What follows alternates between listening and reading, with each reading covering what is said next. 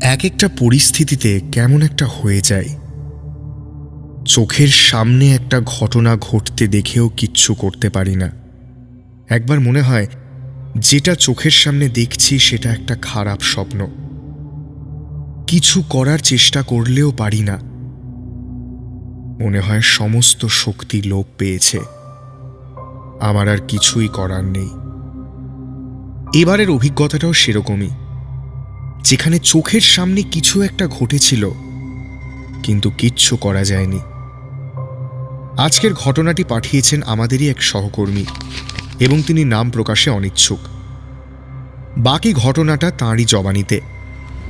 শুরু হচ্ছে truth or square. মায়ের শরীরটা কয়েকদিন ধরেই ভালো যাচ্ছিল না। সুস্থ হয়ে উঠলেও মানসিক দিক থেকে মা খুব একটা ভালো জায়গায় ছিলেন না। আমি ভাবলাম কোথাও হয়তো বেড়াতে গেলে মা একটু চাঙ্গা হয়ে উঠবেন। যেমন ভাবা তেমনই কাজ। মা আর বোনকে নিয়ে বেরিয়ে পড়লাম। গন্তব্য মুকুটমণিপুর। এখানে দেখার জিনিস বলতে প্রাকৃতিক সৌন্দর্য আর কংসাবতী নদীর ওপর মস্ত ড্যাম। আমরা একটা স্থানীয় রিসর্টে উঠলাম। মা আর বোন একটা কটেজে উঠলেন আর আমি আরেকটা কটেজে। ঘরদোর পরিষ্কার, জায়গাটা বেশ ছিমছাম, কিন্তু দেওয়াল বা ফার্নিচারের দিকে তাকালেই বোঝা যায় আগের তুলনায় এখনকার অবস্থা পড়তির দিকে। ডোরের হ্যান্ডেল ভাঙা, তার জায়গায় একটা মরচে পড়া ছিটকিনি দিয়ে কাজ চালাতে হচ্ছে। সেটাও যে খুব একটা পোক্ত তা নয়। একবার ভাবলাম ম্যানেজারকে ডেকে বলি, কিন্তু তারপর মনে হলো এই মুকুটমণিপুরে কেই বা চুরি ছিনতাই করতে আসবে। জায়গাটা নিয়ে কারোর মুখেই কোনো দুর্নাম শুনিনি। তাছাড়া রিসর্টের গেটেই কড়া পাহারা আছে। চারপাশে সিকিউরিটি গার্ডরা নিয়মিত পাহারা দেয়। উটকো লোকের এন্ট্রি পাওয়ার কোনো সিন নেই। আমার ঘরটা ছোট হলেও পরিচ্ছন্ন। দরজার ডান দিকে একটা সোফা আর তার উপরেই জানলা। আমার বিছানার ঠিক বাঁ দিকে একটা ছোট ডেস্ক আর চেয়ার, তার উপর একটা টেবিল ল্যাম্পও রয়েছে। তার ওপাশে বাথরুম। এখানে গাড়ির দাপাদাপি, লোকজনের চেঁচামেচি নেই। কলকাতায় আমার বাড়ি আবার রাস্তার ওপর, তাই এখানে এলে অন্তত আমার ঘুমটা ঠিক করে হবে এই ভেবে হাঁপ ছেড়ে বাঁচলাম। এই চত্বরে রাত খুব তাড়াতাড়ি নেমে আসে। প্রথম দিন তোফা ঘুম হলো। পরদিনও তাড়াতাড়ি খেয়ে শুয়ে পড়েছি। একটা বই কিনেছিলাম, সেটা পড়তে পড়তে কখন ঘুমিয়ে পড়েছি ঠিক নেই। ঘুমটা ভাঙল একটা অস্বস্তির মধ্যে। প্রথমটা কিছু বুঝলাম না। অন্ধকারে বোধবুদ্ধি হতে একটু সময় নেয়। এবারও তাই হলো। একটু ধাতস্থ হতেই মনে হলো আমার চোখ ঠিকরে বেরিয়ে আসবে।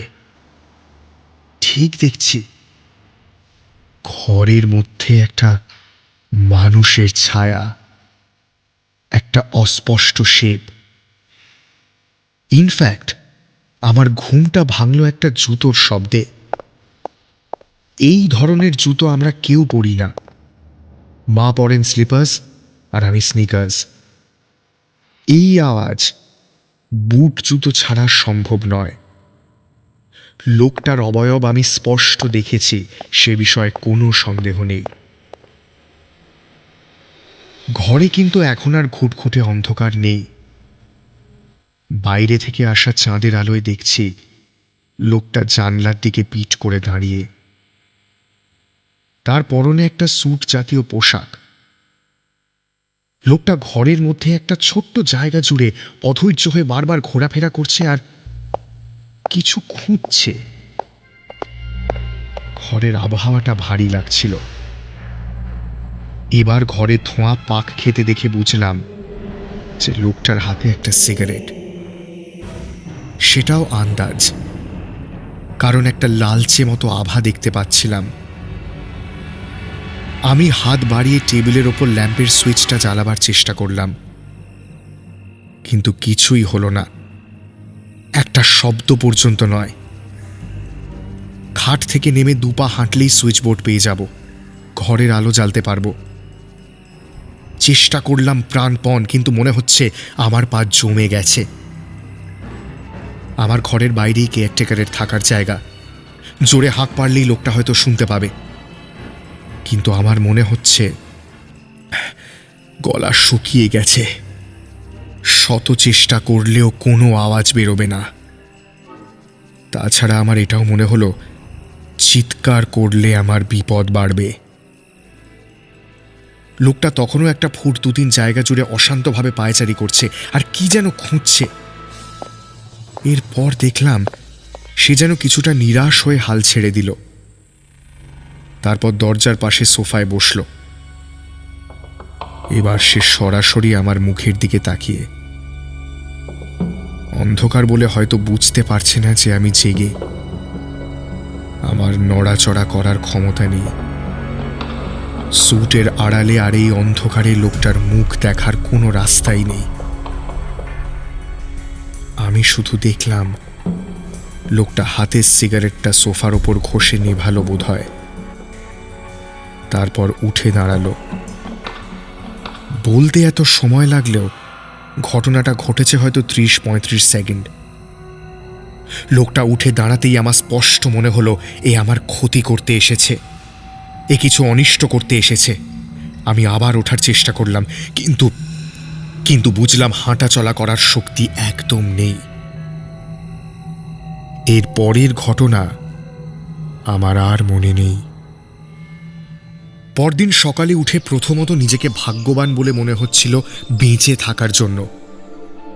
তারপর হাত পা নাড়াচাড়া করে দেখলাম ঠিকই আছে সব। আমি সঙ্গে সঙ্গে উঠে সোফার কাছে গিয়ে দাঁড়ালাম। লোকটা হাতের সিগারেট এখানেই ঘষে নিভিয়েছিল।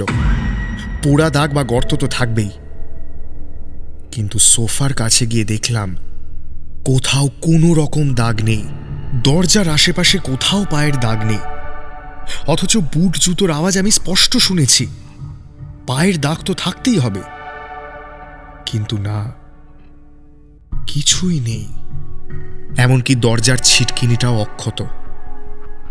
কেউ বাইরে থেকে ঢুকে থাকলে সেটা ভাঙা থাকতো বা দরজাটা খোলা থাকতো, কিন্তু সেটা রাতে যে অবস্থায় বন্ধ করেছিলাম সেই অবস্থাতেই রয়েছে।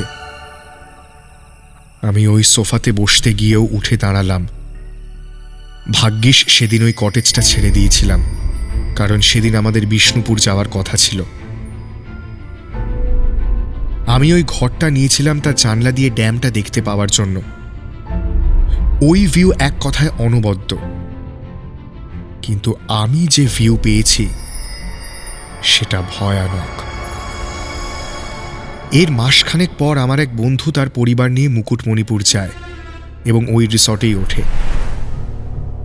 কলকাতা ফেরার পর আমায় একদিন ফোন করে বলল, ধুর তোকে হিংসে হয়। প্রশ্ন করাতে বলল ভিউয়ের জন্য ওই কটেজটা ওরা চেয়েছিল, কিন্তু সেটা আর কয়েকদিনের মধ্যেই ভেঙে ফেলা হবে। আবার কেন জিজ্ঞেস করায় বলল ওখানে পরপর 2 জন গেস্টের রাত্রিবেলায় হার্ট অ্যাটাক হয়। বরাত চড়ে বেঁচে গেছে। আমি আর কিছু বললাম না। কিছু না বললে যদি কিছু কথা চাপা থাকে তবে ক্ষতি কি? যতই চেষ্টা করি, প্রথমত এই প্রশ্নগুলোর কোনো উত্তর পাওয়া যাবে না, আর দ্বিতীয়ত এই প্রশ্নের জবাব খুঁজতে গেলে ঘা আরো বিষিয়ে উঠবে। তাই জিজ্ঞেস করার চেয়ে বরং শোনাই ভালো। Truth or scare. ফিরবে পরের পর্ব নিয়ে।